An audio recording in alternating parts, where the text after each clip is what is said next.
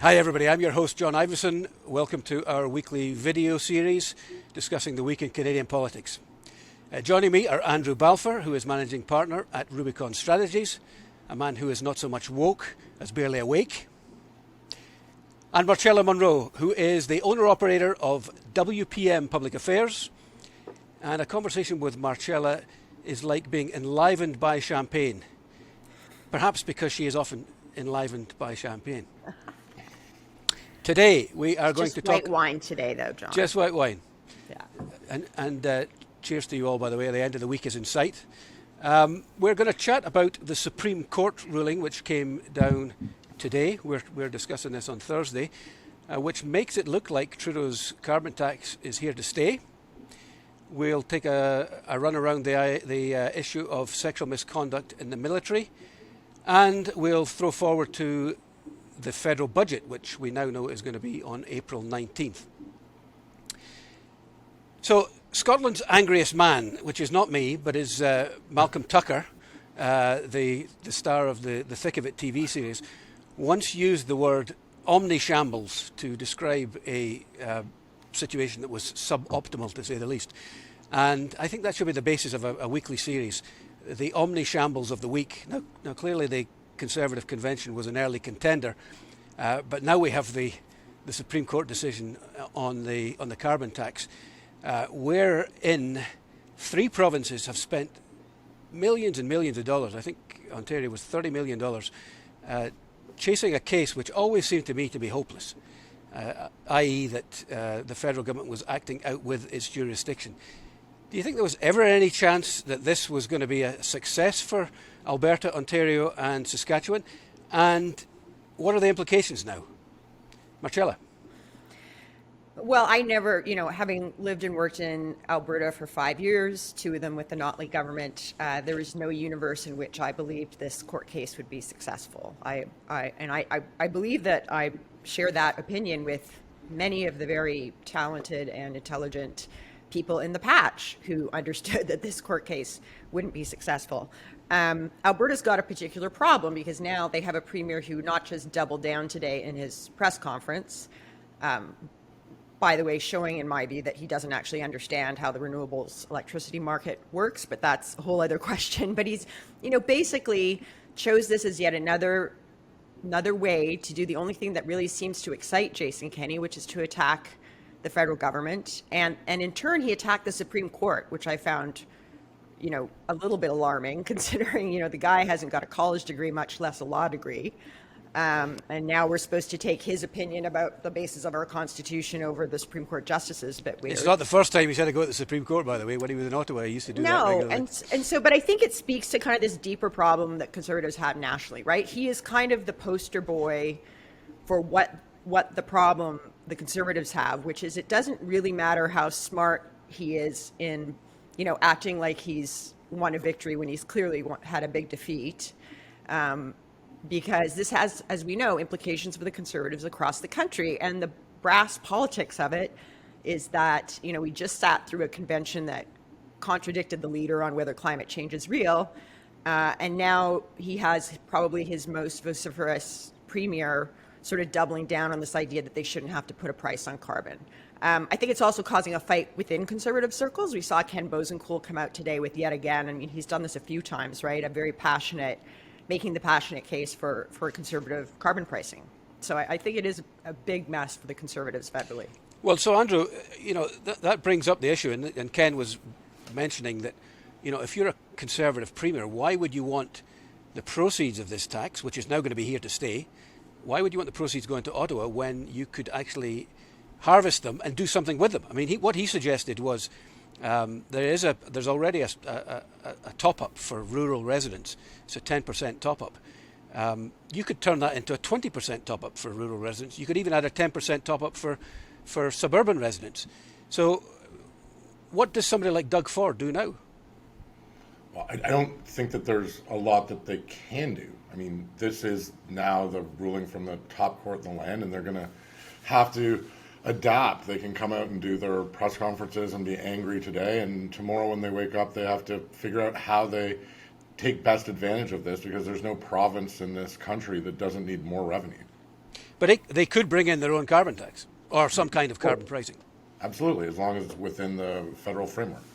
I mean, one thing that struck me as the most interesting thing to come out of this, because I never thought the provinces had a chance, but I mean, a joke around Ottawa that, the worst lawyers in Canada are the Justice Department lawyers, and we found out today the provinces have even worse lawyers. And I thought that was quite interesting. It's like the first time Government of Canada has won a Supreme Court case in like 100 years. I guess we'll see how that plays out. Let's move on to the sexual misconduct in the military issue. How damaging is it to a feminist, self-described feminist government that it appears everybody looked the other way when this stuff was going on? Marcella? I think it's a damning indictment. We know that it's not like just because there's a feminist government in Ottawa that issues of sexual harassment, gender harassment, abuse has gone away from Ottawa. I'm sure the things haven't changed all that radically on Parliament Hill. Maybe little baby steps here or there, but we know it still goes on in the halls of power. So I don't think it should shock us. All these institutions, the RCMP, the military, are going to have these challenges. I think what's most ludicrous about it, though, is no one following up on them from the political side.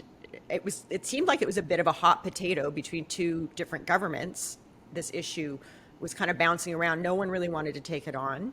Then they let the military, put together this project to try and, fix the situation, only to find out the chief of the defense staff was one of the perpetrators. So, allegedly.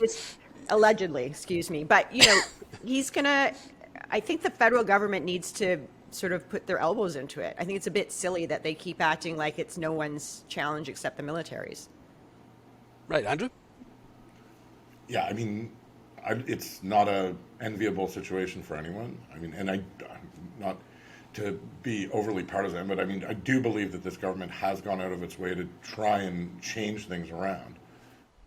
But they inherited a Supreme Court justice who looked at this in 2015 and said sexual misconduct is endemic in the forces and recommended that it be taken as acknowledged as a serious problem, which of course everybody did, and then nothing happened. Well, I mean, there does appear to be a significant investigation going on into this, but I'm not an expert on anything to do with defense by choice. So I can't really speak to it. I think this is what Salman Rushdie talked about in the Me Too movement, is a listening moment for those of us who are watching and don't really know that much about it. But it does seem to be something which is harder than it should be to solve. Anyway, let's move on to something, Andrew, that hopefully you do know something about. The budget and whether it might trigger an election. I mean, we've got nearly $400 billion in deficit. It's clear we're going to have up to another $100 billion in stimulus spending, despite the fact that we've seen steady job growth and most households have saved more in the last year than they've been able to save in the last decade. Justin Trudeau told Peter Mansbridge he does not need an election to have a mandate to enact this budget. So how do you see it rolling out? Well, he doesn't need an election. He just needs the people's elected representatives to pass it. I mean, that's the point of Parliament. I mean, there's lots of speculation going on around this. There's, the funniest thing that I keep hearing that is absolute garbage is that, if by October 19th Parliament still exists, that all the class of 2015 hit their initial pension number. Guarantee you that no one in PMO cares about that or anyone in any party leader's office. That is not something that's being involved in any calculation on an election date. But if you're Aaron O'Toole and you just had the weekend that you just had, are you really revving your engine to go? He already made it so that the first campaign ad's made that climate change isn't real, and you run that in every urban center and they get laughed out of every room. Right, so Marcella, it requires the parties to vote the government down, and if the Conservatives and the NDP do not want to vote the government down, then the government can't engineer its own demise, right? But Jagmeet's on the record saying that he will not create this, so... Right. Yeah, so I think, on the note of the Conservatives, just again back to how omnishambles they are right now. I received this fan mail last night. Just quickly read it. It says, Marcella, while I appreciate you name-checking me on Ivison's panel, I do think I ought to make it clear that I'm not involved in the campaign or the O'Toole operation at all. Thanks in advance, Hamish. So that's from Hamish Marshall, who's wanted me to actually make it clear to folks that might be listening that he's not involved. I think it speaks to, again, the party's broken. And I don't think, I think the Liberals are going to spend madly. I mean, we even saw the Ontario government yesterday with their budget. They're not exactly reining in the spending. I don't think any government that, wanted to face the electorate anytime soon would be doing that at this moment. There's still too much of a economic crisis going on for about half the population. So I think if we go to a spring election, it's going to be because the Liberals think they can get a majority. I'm hearing that there are parts of the caucus and cabinet that are thinking this is our chance to really go crazy with spending, as if they haven't already, and kill the NDP. And then there are other people who are saying, look, if we're going to spend, it has to be done responsibly and it should be on things that promote growth. So maybe they're still unresolved as to how many hundreds of millions they're going to spend. Let me ask you one final question, though. This was in a research note from RBC Economics earlier this week, and they're worried about the housing market. And they suggested that one way the government could cool the housing market is by removing the exemption on capital gains tax on principal residences. What's the prospect of that, Andrew?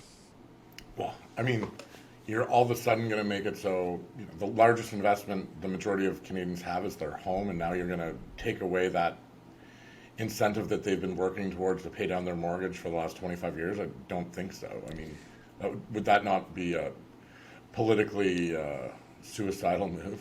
It would be what Sir Humphrey and Yes Minister would call a very courageous decision, Minister, for sure. What do you think, Marcella?